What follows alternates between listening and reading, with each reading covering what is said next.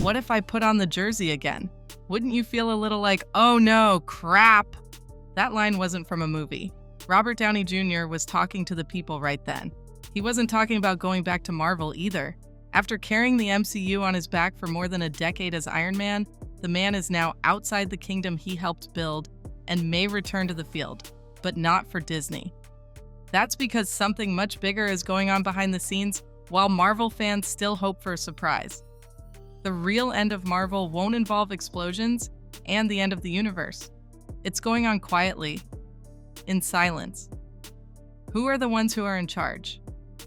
This time, it's not Thanos, it's Sony and Netflix. They didn't need a shield, they only needed time, patience, and contracts. Marvel is losing money, and one by one, the stars that helped it become famous are leaving. Not with headlines or farewells, with deals made in boardrooms, roles taken in secret, and careers changed. Not a single word was said about the studio that made them famous. Warner Brothers and Netflix aren't just giving out new parts. They're giving you freedom, creative power, and most of all, respect, the kind that Disney stopped giving out a long time ago. While Disney clings to the past and hopes that bringing Iron Man or Wolverine back to life will save them, their former stars are quietly moving on to new projects and not looking back. Downey is no longer there. Scarlett has left. Hemsworth is going down. Renner is done talking. And Evans already made deals with other companies. The question now isn't, will Marvel survive? Is it already dead and we just didn't know it? That's the real question. Let's find out. Marvel didn't fall apart in a dramatic ending battle. It wasn't Thanos or the other movies in the theater.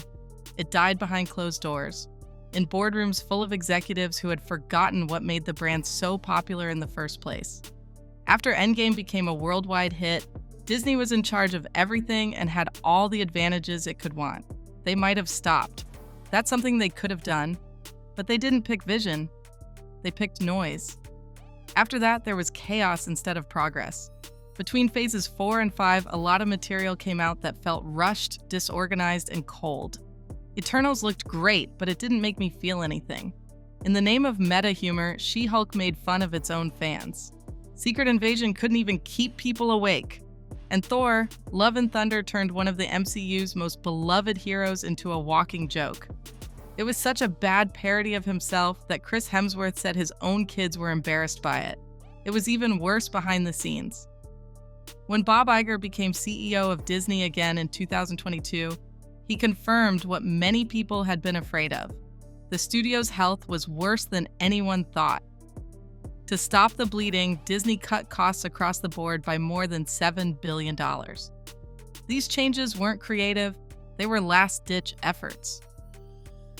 The Marvel VFX artists had had enough of being pushed to the edge by tight deadlines and last-minute changes. They joined a group. There was a strike by writers. The actors came next.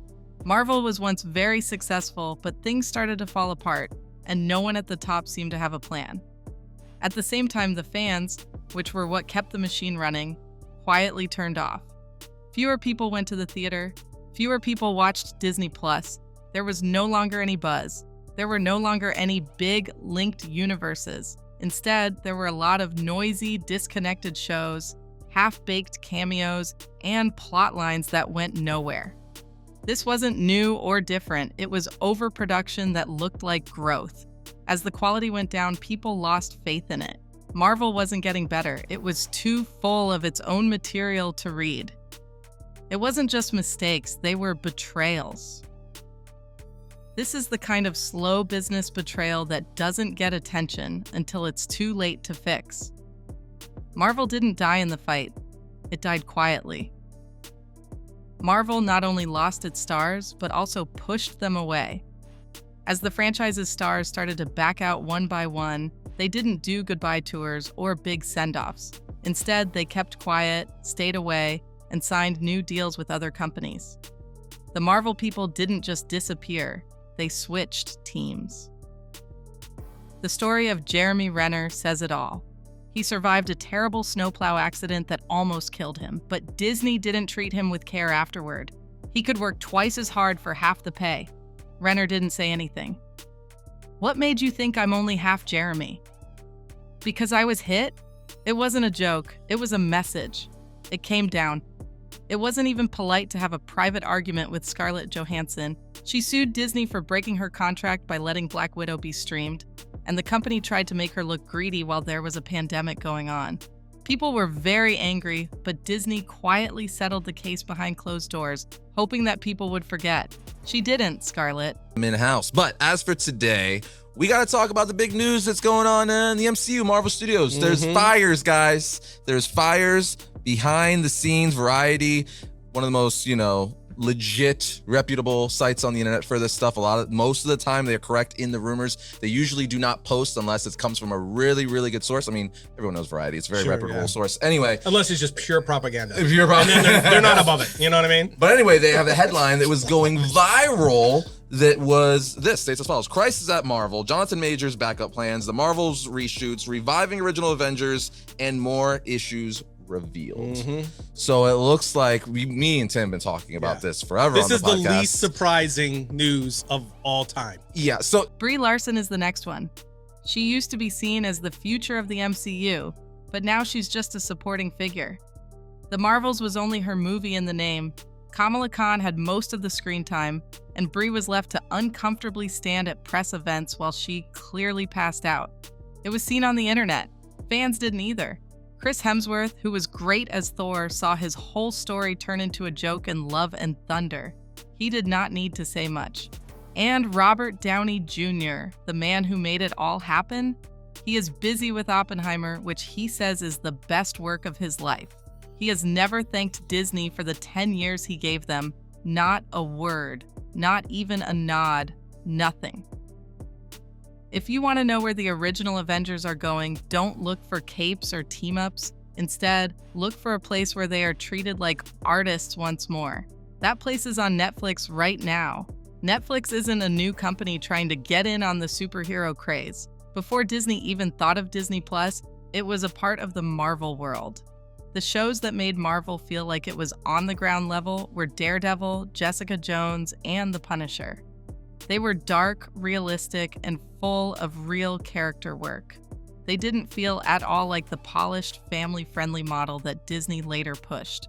These shows showed that Marvel could do well outside of theaters, and more importantly, they showed that people liked complicated stories. But Netflix was locked up back then.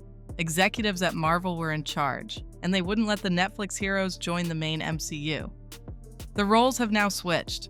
That same streaming giant that Disney once missed, it's turned into a creative haven for the stars Marvel fired. Disney tried to bring back Charlie Cox and Jon Bernthal with Daredevil, Born Again. It's been through a lot of changes, chaos, and creative restarts before it even got to fans. Netflix, on the other hand, is running its business with clarity, direction, and a desire for prestige. It isn't trying to make the next Avengers. It makes serious, movie-like material, and more importantly, it gives actors freedom, which is something Marvel can't do anymore. In secret, Netflix is looking for the best people to work for them. There are already rumors going around that Chris Evans wants to play dramatic parts with them instead of superheroes. Scarlett Johansson's interested in original ideas that put character over spectacle. After Thor, Love and Thunder, even Chris Hemsworth is said to be moving towards scripts with less thunder, lightning, and jokes. And here's the difference. Netflix isn't offering shared worlds or deals for multiple movies. It doesn't have CGI, green screens, or sky fights in the third act. It's treating these people like professionals, not IP placeholders, by giving them respect, ownership, and jobs. Netflix is quietly building a new empire while Disney tries to catch up and begs old stars to come back. Who are the actors? They're not just curious. They are hearing because having creative control is the real power after 10 years of being turned into products. Warner Brothers didn't hide when Marvel's kingdom started to fall apart because of its own weight. They just watched. Warner was waiting for the right time to release movies, while Disney was putting out rushed sequels, cameos, and CGI noise. They didn't try to be like the MCU. They waited for Marvel to be less careful, and then they attacked. Giving Zack Snyder back his vision was a big step in the right direction. Warner let Snyder finish Justice League while Disney was pulling directors from projects in the middle of filming and changing plots to keep the company running smoothly. They didn't do it to make money. They did it for art's sake, pride, and the fans who asked them to. Not only did that move fix Snyder's reputation, it sent a message to all actors and artists. Your voice matters here. Then Barbie came along and did a great job. Big changes in culture dressed in pink that aren't based on intellectual property, but on brave, honest stories. Then came Dune, Part 2, an epic, smart movie that cared about its viewers and its actors. Warner wasn't trying to copy Disney's dead model. They were changing the rules of the game. But who Warner started to bring in changed everything. Robert Downey Jr., who is known as the man who built Marvel, agreed to play important parts. No shield. Don't wear AI clothes. Just strong acting in serious movies. Downey Jr. gave the best performance of his career in Oppenheimer, a Warner-backed classic. The most important part? He never thanked Marvel, not for job talks, not when you speak, not even briefly. Chris Evans did the same thing. He used to be Marvel's star child, but now he works for Apple, Warner, and small companies. He is no longer able to throw shields and say one-liners. He wants bigger, more important parts, not just appearances and jokes like in the MCU. And Scarlett Johansson has quietly gone back to serious, grounded movies after Disney tried to make her look bad in public. She is no longer claiming that superhero movies are empowering. She is now looking for scripts, not spin-offs. Marvel Studios has hit the only button it seems to know how to reach for anymore: nostalgia. Fans have stopped watching, original stars have quit, and Disney is losing money. Not a new idea, not exciting new stories. The same old faces brought back from the dead like a magician doing an old trick over and over again. What's their next big move? Deadpool 3. But it's no longer just about Wade Wilson, it's now about Wolverine. Hi, Hugh Jackman. The person who gave Logan one of the most powerful ends in superhero history is being called back into the suit. They're not going to stop there. People already see Avengers: Secret Wars as the next big universe show. And this time, it's said that they want everyone. Iron Man, Marvel's Captain America, the Black Widow, Charles Xavier, Iron Man, old versions, different kinds. Everyone you've ever cheered for smashed into one last desperate crossing, even if it doesn't make sense. But they won't say it out loud, but none of those stars have confirmed they will be back. Not a single one. Yes, Robert Downey Jr. hinted at the idea in an interview. He brought up the jersey, Vêtements, but that wasn't a promise. That was a piece of bread. That's a strong move. He turned away and let Marvel flap in the wind. Because these aren't promises of a comeback. These ways of selling are based on hope. Based on the idea that people still care about the show enough to come back, even if the stars don't. The real trouble is that the MCU's future is no longer being planned. It's being said again. It goes back to Disney's past, which is the only thing the company still believes in. There are no new stars. There are no new bosses in the room. They are now digging up things that were already buried in the hopes that lightning will strike again. The players didn't just leave because they were bored. They didn't leave because they didn't like the fans or the characters. They left because they were pushed, slowly, repeatedly, and all over the place. The Avengers gave Disney everything for more than 10 years. They made what is now the most popular movie series ever. At the end of the shoot, Disney didn't give them anything back. The first red flag was Terrence Howard. He helped start the whole MCU when he played James Rhodes in Iron Man 1. But when he asked for a fair raise for the sequel, Marvel fired him right away and found someone else to play the part. Carrie Coon, the voice of Proxima Midnight in both Infinity War and Endgame. Her pay didn't change, even though Endgame made $2 billion. Though, there is no prize, not a bump, no credit was given. And then there's Hugo Weaving, who was the first Red Skull. He didn't come back because of bad blood or a lack of time, but because Marvel tried to underpay him for a part in one of the biggest movie endings ever. Weaving didn't keep quiet about it either. He said it was a business that didn't care about its artists. These aren't just a few mistakes, these are the bills. Disney didn't want fans to read this small print. As much as there were red carpets and standing ovations, things were cold, planned, and businesslike behind the scenes. The Avengers are still with Disney. It turned them off. Now, Warner and Netflix didn't have to steal anyone. All they had to do was show respect, right to think, hey, that's fair. A place at the table. Disney thought these players were its own. It thought it could treat them like tools instead of artists. But Warner and Netflix showed them what they were really like. Marvel's fall didn't take decades. It happened very quickly. For a moment, no one could touch it. The next thing you knew, it was buried under its own weight and gasping for air. Fans were the first to notice, but Wall Street wasn't far behind. The price of Disney stock dropped from almost $180 to $80. It's not a dip, it's a free fall. Even Disney's experienced CEO Bob Iger came back from retirement to say what everyone already knew. The damage was worse than anyone thought.